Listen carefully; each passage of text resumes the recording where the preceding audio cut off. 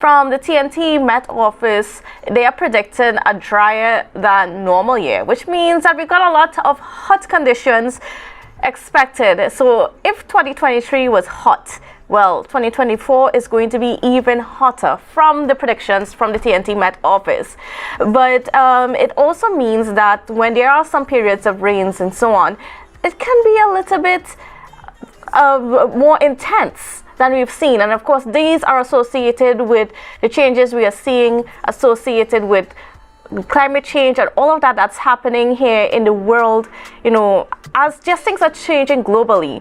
But of course, to talk to us about some of those things and to get into the preparations for in case some of those things do happen within our space, we are being joined by the Director of the Tobago Emergency Management Agency, Mr. ALLAN Stewart, of course, who's no stranger to us. So a special good morning and welcome to you and season's greetings. Good morning. The pleasure Blessings for the new year. Your presence once more to discuss such an important topic, you know. I've been listening to the program this morning, quite interesting. The AI, wow, wonderful. Yes. Yeah. Interesting times that we're living in. And you know, as we wrapped up last year, 2023, the Tema was at the Joint Select Committee talking about their reports and stuff, their equipment and whatnot. And one thing that you guys mentioned was that you are having some challenges. Yeah, we spoke about an aging fleet and things like that, yes. Yes. So what's been happening since then? Since that was publicized, has there been any change or any movement towards getting some of your equipment, especially taking advantage of the time where it's a dry season, very, very dry season to start. So we do actually have some time to, you know, put some effort into fixing our infrastructure. Yeah. Well, the answer to your question is yes. We have seen drastically improvements in terms of since our last conversation. There were commitment from the very highest level. You know, I think in my last interview I would have hinted to you that the chief would have whispered something in my ears and say, Stuart, you're getting your stuff so and so and so. So yes, those things have been there in the pipeline.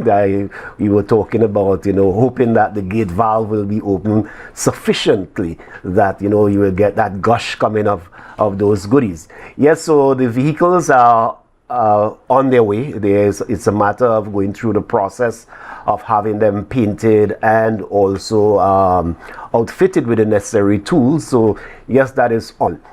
You know, I heard you spoke about global warming at the start of our conversation, and I couldn't help but reflect on a gentleman by the name of Wallace. He's a geochemist, or was a geochemist because he's now passed. He's a US geochemist that first signaled to the world of the threat of global warming. And all that we speak about today, even when you speak about this dry spell that we are going into, my mind quickly went to 2003. You know, and then we saw what happened in 2004, 2005, and even 2003, where, so there was this very high, harsh, dry spell. And as you speak about it as a quiet moment, I recall the amount of bushfires we were experiencing. Yes. And as a result of those bushfires, by 2004, when they were occurring in the hills, and then you had the tropical storm winds that of Ivan, really messed up things. Those trees came down, and you find that those are some of the fuel that led to the kind of landslides that we experience in the east. So my mind just ran on that. You know, Wallace Broker in 1975 said to the world that he signaled to the world that we are on the brink of the onset of global warming. And as we reflect, you know, just coming out of the COP28 that took place in Dubai, it's important for us to understand in Tobago what exactly is happening, you know, with the globe. There is a huge global agenda, understanding that the severity of the threat and where we are with our goals when we talk about the SDGs and how important they are. It will help shape our conversation this morning, because when you talk, it's about sustainable development, and therefore we have to understand that we are in the midst of these threats. How do we interpret them? How do we prepare for them going forward? What we have done so far, how do we maintain it going forward? How do we build on those layers to prepare ourselves for what has become a very dangerous place to live? Certainly. And then, as you're mentioning those things, we cannot stop a lot of these extreme disasters and so on that will inevitably happen, but we can't prepare for them. And like as we're talking this morning about this next year, or this year I should say, 2024 being a hotter year, we don't just have to be concerned about our atmospheric temperatures. We have to also be concerned about our sea temperatures and the effect that's going to have. It means that our coral reefs are at risk, and we know when our coral reefs experience those coral bleaching episodes and stuff, they die, and then it leaves our coastlines vulnerable. And when it leaves our coastlines vulnerable, when we do have that storm that comes, it's going to cause way more damage than we've experienced. Yeah. So then it goes down to how do we prepare for something like that? If I were to summarize it in one sentence, we have to join the rest of the world. There's a global agenda to decarbonize the earth. Mm-hmm. And fossil fuel must go, and the world is moving in that direction. And for small island states, small island developing states like which we are part of, this archipelago of islands, hold the short end of that stick, that everything that is coming from east of us towards us on a yearly basis. So we have two very harsh seasons, which is the rainy season and the dry season, and therefore within that you have subtle hazard coming out of each that type of weather phenomena. Whether it's in the dry season, one of the studies that came out from one of the COF that they held here somewhere in Trinidad some years ago, they pointed out the health issues that surrounds dry season. And we were saying, well, what? And they pointed out, yes, the health sector was saying you see a rise in dengue as a result of when there is a shortage of water, people store the water, and if it's not stored properly, then it starts breeding mosquito, and then you have outbreaks. Subtle things like that. Then the burning and things like that, you have those issues. And then with the rainfall, we have seen what happened. I just mentioned that. So it's important for us to move in a particular direction. So we at Tema, we recognize that it's all about resilience, and therefore we have started some work. About 2 years ago, we started an engagement with the help of the Japanese government. Mm-hmm. It has been the ambition of the Tobago House of Assembly to decentralize resources, a very unique program that we would have started many years ago. And the current assembly really bought into the concepts, and they further push it to the point where this grassroots project that was funded by the THA and also the Japanese grassroots fund, saw us being able to rebuild a center, a service that we once provided on the eastern end of the island. And that's in Speyside. In Speyside. You saw what happened. Mm-hmm. The rest of the island was enjoying very powerful sunshine. Yes. And the rain was what the old people will say, falling cats and dogs in Charlottesville. They were just... And that was the week before Christmas. That's right. And I've seen that happen a couple years ago. I think in 2003 and around 2011, you saw weather of that type, whereby just before Christmas, we had these events, and it puts a twist on things, and therefore it means that our thrust towards decentralization of resources is an imperative one. And the vision back then was to ensure that we maintain 2 centers, one on the north, which is another critical area. You know, based on the studies, you recognize that these slopes really poses problems, block roads, down trees, power lines are disrupted so often. And also, we saw in the east the imperative of having that center. It reached to a stage just a few years ago where we were kind of violating occupational health and safety, and therefore when they did the examination, they recognized that, listen, this is a very old building and it's better it comes down and then rebuilt. And therefore the rebuilding process, it's about 90% completed. So that is one of our mega projects that the Tobago House of Assembly have stated. It's one of our very important projects, priority projects, and therefore it's like 90% completed, and we will see going into the final phase within this next quarter, this coming to completion, and therefore it will return that level of service to the east of the island that is so very necessary. And certainly, and I mean, if it's anything, that episode that happened just before Christmas, that rain episode, that tells you the importance of needing that there. And I've been around enough to know some of Tema has been very proactive in terms of performing these exercises, simulation exercises in Charlottesville in particular. Yes. For events such as this. Now, so on just before Christmas, you guys got to put some of that into action. And you know, between the simulation exercises that you guys have been doing repeatedly, almost on an annual basis, and just dealing with that episode, what do you think that you need to improve on in terms of being able to meet the concerns or treat with the events that happen in those communities?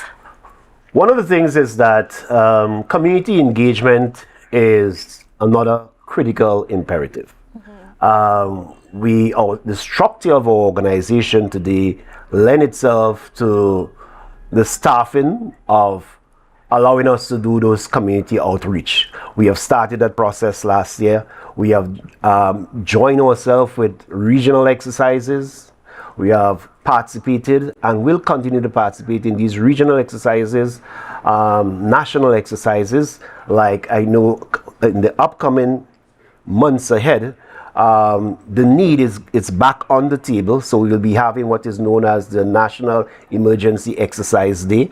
We'll be pushing that. We'll want Tobago Updates to be a part of it. You know, we are trying to engage also the other agencies and also the other sections and departments of the Tobago House of Assembly to get everybody on board. I think it is very important where leadership is concerned that is demonstrated. You know, sometimes we tend to push towards the domestic, but to me, a gateway to the domestic sometimes is through these sectors where it is demonstrated and it becomes, yes, something of importance.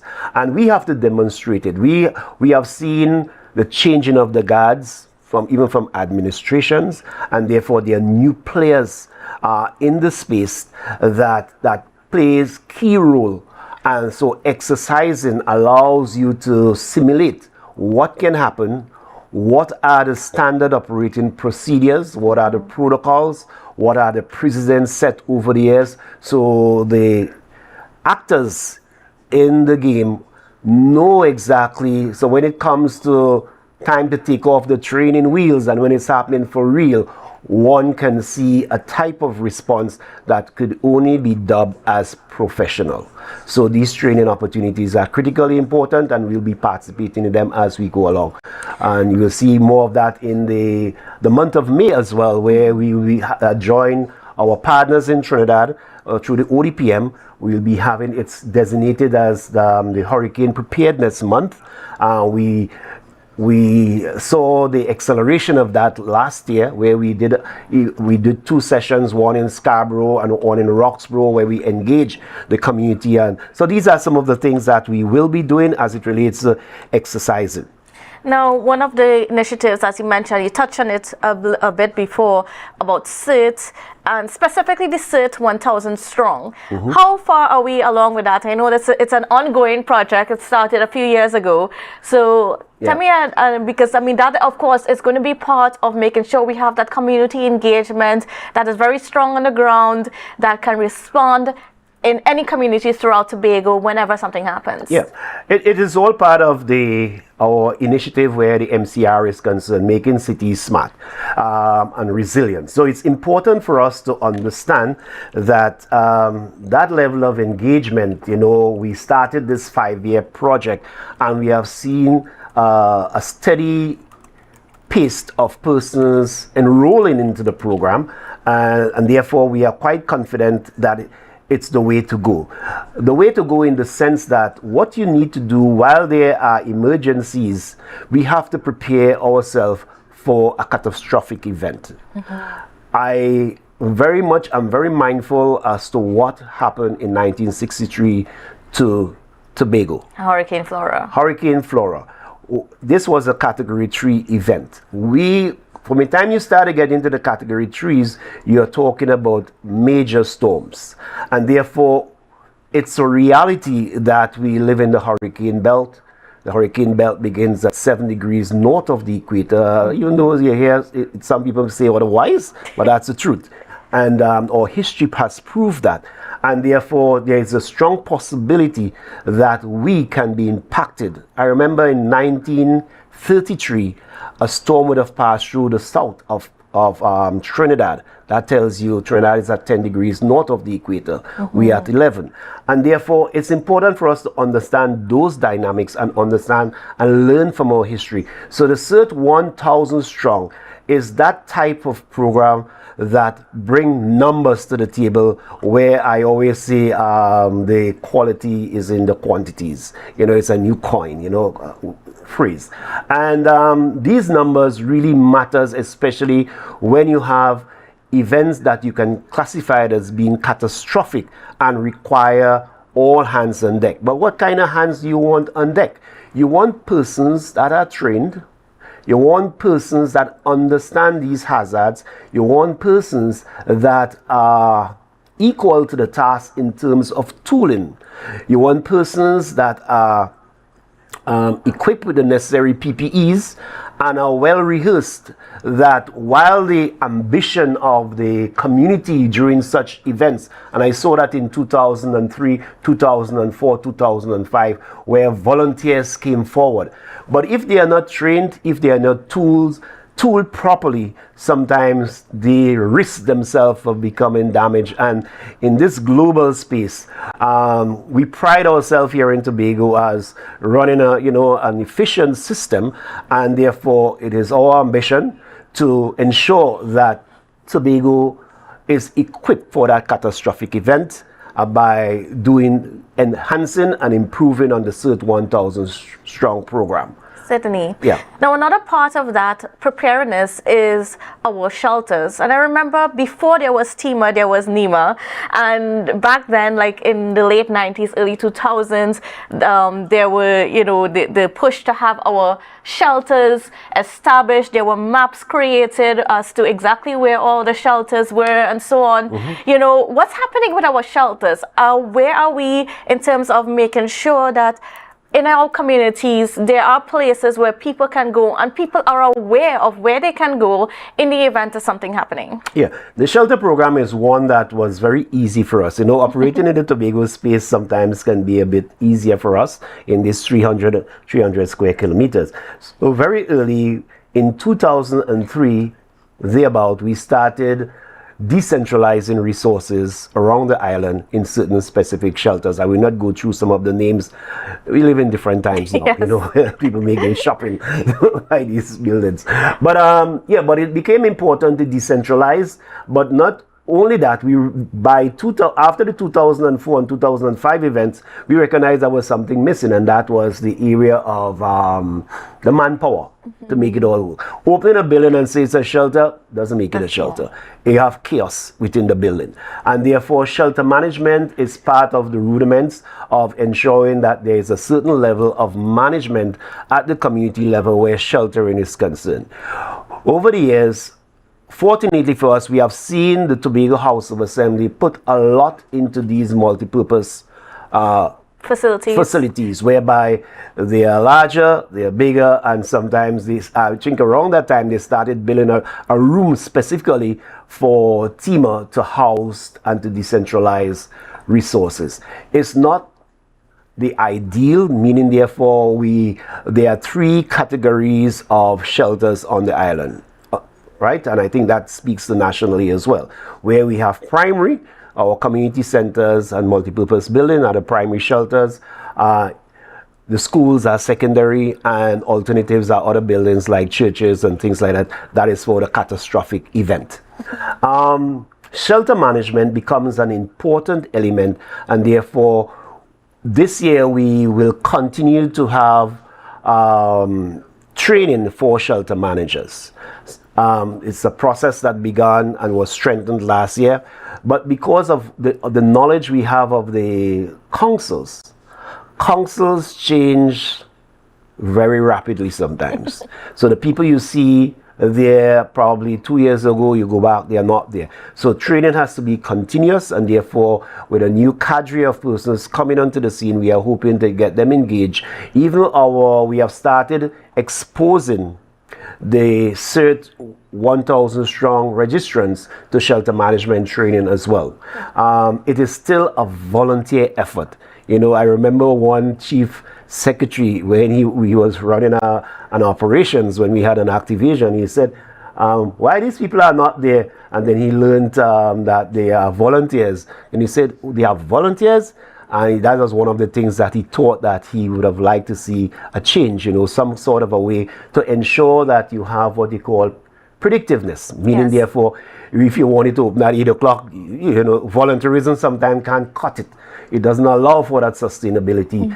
We learned that early. That's the reason why we have the cert professionals, because you want predictiveness. You want to know that if there is something happening now on the north side, there is somebody who can respond in the community and do something. You know, volunteerism sometimes just don't allow for that to happen, but it have its use. So that is where we're going to strengthen that program going forward. Yeah. What about having a policy document in terms of how you manage shelters, so that, you know, even in the middle of the training happening or a change of heads or whatever the case may be, there is... Yes, that is critically important. We saw that becoming very evident and needy during COVID-19. We had to do things differently, Kandace. We had to, our spaces were reduced because you require safe distances. You have to determine how do you treat with somebody showing up with that type of communicable disease in a shelter space. How do you deal with it in a disaster forum? So the Pan American Health Organization, along with the WHO, would have come up with certain protocols that are necessary, and we started that program of training people as to how do you manage the shelter even under those adverse conditions. You know, that becomes important. And then as we're speaking about PAHO and WHO and so on, Tema has been very good too over the years of connecting with regional and international partners to make our disaster preparedness better, and also to help other countries and so on in our region, you know, strengthen their preparedness. Yeah, I think we have been singled out and recognized by the United Nations as a leader in this business. You know, I remember a couple of years ago, I'm not even sure it's 2 years as yet, I was invited to South Korea by the UN to do a presentation as to how we do it here in the Caribbean, because they have been looking at us, they have been funding us. The MCR, what is known as the Smart Making Cities a Resilient program, that started here in Tobago, where they looked at that. So partnering is key going forward. And based on funding, based on where we are in Tobago, I started speaking about we live in a very dangerous space, meaning that the world is becoming dangerous. It's not necessarily what you are doing, but what the rest of the world is doing can impact you as well. And as a result of that, it's very imperative for us to understand that we now have to do what we can to align ourselves with these global programs. So those type of initiatives, partnerships, are critically important. We have seen it being demonstrated whereby we align ourselves with the global agendas. I always say, think global, act local. Yes. You know, and therefore these global initiatives is really the template that allows for those international mandates. Our current administration have bought into that. You have heard the Tobago, the greatest little island on the planet. It's a game changer. It also lends itself to opportunities. There is, when I listen to the COP28, there is where there then will be. There is where the ambition towards 2030, the meeting our global sustainable goals by the and then. And there is what is called this industry transition accelerator. It's a body of huge body that brings to the COP funding, that brought to the table among the convention of parties funding, so the world can capitalize. Those who understand the global agenda that you want to decarbonize this planet in order to bring the world to 1.5 degrees Celsius. You have to buy into that program. So we in this space here in Tobago, we are poised, we understand these global ambitions, and therefore in order for us to survive it, because sometimes we are not, although Trinidad and Tobago is a major contributor to fossil fuel industry, we are still in a space whereby Tobago, by least, is not a heavy contributor. Yeah. But we, along the archipelago of islands, we suffer from these climate conditions, and therefore strengthening, building resilience become an imperative, and therefore working along with these global bodies, the United Nations, the IDB, a number of banks, even the World Banks. You saw all of them in Dubai. Yes. And they are bringing that body, which is the UN NCCC, is bringing these bodies together to fight this global threat. And to finally, give support to small island development states. That's right. As we're wrapping up, unfortunately, we're out of time, and we could talk so much longer about some of these issues. But it is important that we need to take note of, because when you look at the Pacific islands like Marshall Islands and so on, who are being lost to the sea, we need to take note here in the Caribbean, because we are so much at risk. So I want to thank you so much, Mr. Stewart, for being on with us. Yes, the pleasure is always mine. And viewers, hope you have a safe and wonderful day, and we will see you again on Monday. So bye for now. Excellent. Yeah.